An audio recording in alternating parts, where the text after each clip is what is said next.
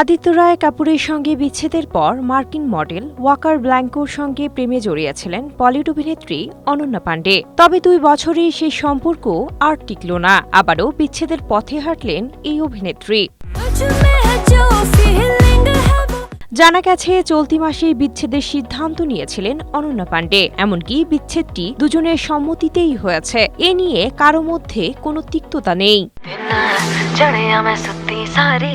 2024 সালের মাঝামাঝি মুকেশ আম্বানির ছেলের বিয়ের অনুষ্ঠানে প্রথম দেখা অনন্যা ওয়াকারের। সম্পর্কের বিষয়টি আড়াল রাখলেও প্রায় একসঙ্গে দেখা মিলত তাদের। এমনকি সামাজিক যোগাযোগ মাধ্যমেও একসঙ্গে দুজনের ছবি প্রকাশ্যে এসেছিল।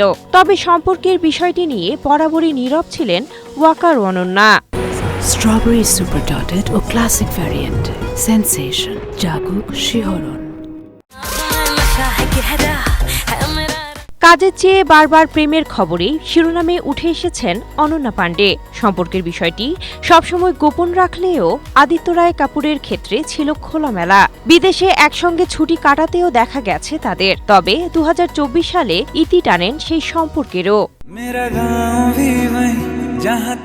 Cynthia Akhtari, Asia post.